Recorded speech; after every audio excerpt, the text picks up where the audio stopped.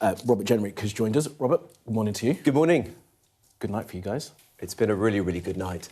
Look, I think it's been an historic day, actually, where the old two political parties have been completely buried. People have totally rejected them because in their own way they failed. The Tory party said for years they'd deliver secure borders and a strong economy. Actually, it was open season at the border and stagnating wages at home. And the Labour Party came in promising change and has just delivered more of the same. People feel the country's in a mess and they want real change. And we are incredibly honoured that they are investing in Nigel Farage as a strong leader, the team around him, and reform up and down the country, their trust to deliver change, whether that's in town halls or ultimately, when the time comes, at the next general election. We'll come on to if you're ready for it in a moment. But Nigel Farage did overnight say that, as you've just echoed there, left and right is gone. What does that mean? So if the left and right dynamic is gone, then what are we seeing here? We're seeing people coming together who want to fix the country, who sense that the country is slipping away, that we've had 20 years of poor economic growth where people feel hard up at the moment, that they see the wages are stagnating, that crime is out of control, that high streets are being hollowed out, that they want to turn this country around and are coming together knowing that reform is the only way to achieve that. And that means you've got people who have voted Labour their whole lives in somewhere like Wigan coming and joining reform. And equally in rural towns and villages of Essex, you've got people who may well have voted Tory for their whole lives, making the same decision. It's people setting aside party loyalties and the way they may have voted in the past, how their mum and dad voted, you name it, and coming together because they sense that Nigel and reform is the only way that we can actually turn this country around and get it back up and running. You'll know that the charge of some reform policies is it can be divisive in some areas. There's talk of deporting people. I know that you have talked about having a net emigration policy. Is anything going to be done from Reform and the party to reach across to some of those people who are slightly put off by that idea of deporting people that have been in this country for a long time? I'm not talking about the criminals, I'm not talking about people who have broken the law, but people that have been here for a long time who should be allowed to stay in this country. Well, we're only talking about people who've broken the law. Look, if you've broken into our country on a small boat or if you've overstayed a visa, you are an illegal migrant in our country. And it's only right that we enforce the laws of this country, and they haven't been properly enforced for years and years and years, and we ask those people to leave. And if they don't, then they will be deported. That's absolutely right. Because at the moment, hard-pressed Brits are seeing other people who shouldn't be in our country living in hotels, living in HMOs on their street, costing billions and billions of pounds. And just on your point about uniting the country, that is what reform will now do. Right. Because, so you are going to change slightly in the rhetoric? No. My point is this. You will see over the course of today that reform is the only truly national party, the only party that is able to win in Wales, in Scotland, in the towns and cities of the Midlands and the North, where I grew up and where I represent, rural areas in the east of England, boroughs of London like Havering, where Nigel Farage is this morning. We're the only national party, and that gives us the unique opportunity to bring the country together in a mission to turn it around and improve the lives of people everywhere. Well, we'll see if that is the case in the future, because you have had control of some councils, haven't you? 10 councils, promises made in those councils to cut council tax, for instance. Every one of those councils put council tax up.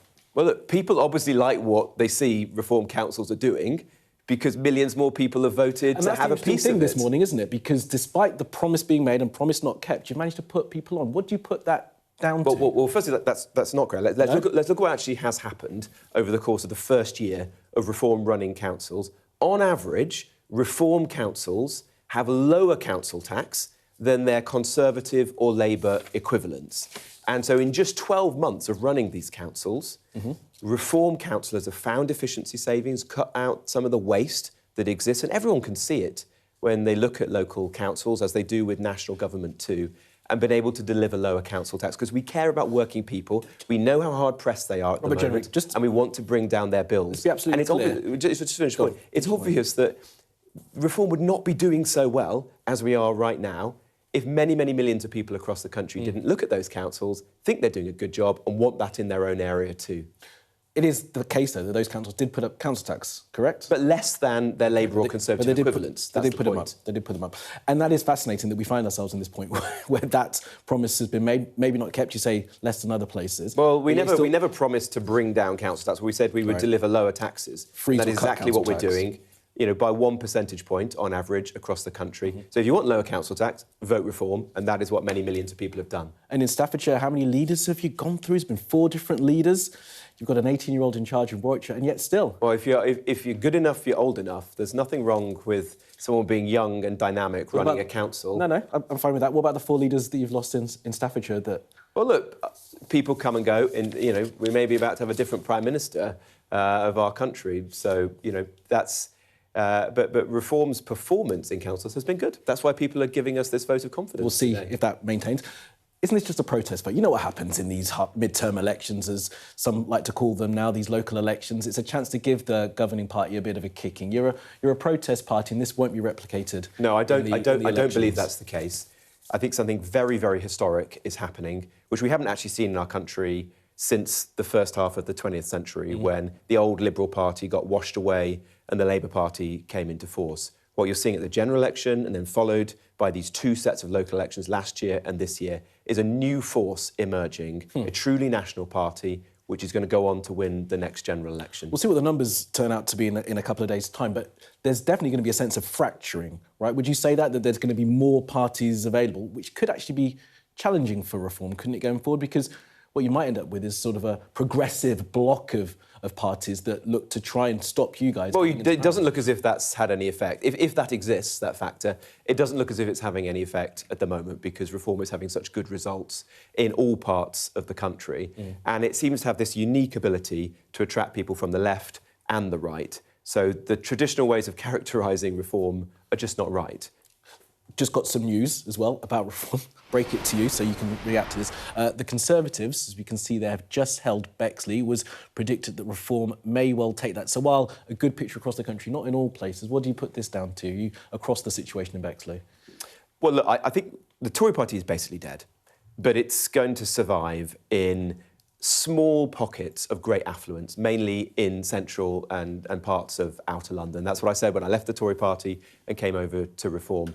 But that means it's kind of a regional pressure group. It's not a truly national party. It's a party that may have, MPs in Kensington and Westminster, but not in Wolverhampton and Newark. And that is no platform to win the next general election. It's very clear that if you want to get rid of Labour at the next general election, the only viable route is to rally behind Nigel Farage, a strong leader, and his team, and Reform. You've come over, as well as come over, others have come over to the party. That talk of you taking over the Conservative Party, is that gone now? There's not in your... Well, for me, that ship has sailed, I can assure you. Reform to completely... You said that they're just going to be a regional party, the Conservative Yeah, the Conservative Party is finished. The Conservative Party is finished. And look, you can see how bad these results are for the Tory party. If you look back at all the times the Tory party has been in opposition in the last 50 years, go back to 1975, every time the Tory party has gained seats, hundreds, sometimes thousands of seats. Even William Hague was gaining hundreds of seats when he was in opposition, and Tony Blair was the Prime Minister. At the last set of local elections, the Tory party lost hundreds of seats. It looks like the Tory party will lose hundreds of seats this time. So the Tory party is slipping away. Yeah, it may exist in a couple of boroughs in London, very, very wealthy, affluent places, but it's not going to exist in the rest of the country. Left-right paradigm has gone in your opinion at the moment. How would you describe yourself then? Are you a populist? What's the definition? What's the term to use for Reform? I don't use that phrase, but neither am I ashamed of being in a party which is taking up the actual Why don't you use populist? Because it's used as a term of, disparagement. But there's nothing wrong with taking up the concerns of people in this country. The reality is, for 25 years, we've been very badly governed by both Labour and Conservative, and I was part of one of those governments, don't get me wrong. I've seen it up close, how it failed. It left people feeling poor, our country's economy weakened, open borders, crime, hollowed out high streets, public services that are poor, despite people paying ever more in taxes. People want real change, and that is what Reform offers. It's not about left or right, it's not about the old politics, it's about a unique opportunity, probably the first opportunity that I've known in my adult lifetime, to actually get a government that can come in and turn this thing around. Sorry to get so philosophical about you, but you avoided the populist term, because you'll know that populists across the world, generally, on average, they actually damage economies. They reduce GDP by 10%. Recent research has found that. So I am trying to work out. You call yourself a national party. But do you know what's happened to our economy in the last 25 years? It's gone nowhere. And as you rightly point out, you were part of that. It's gone nowhere, right? So the parties that you support...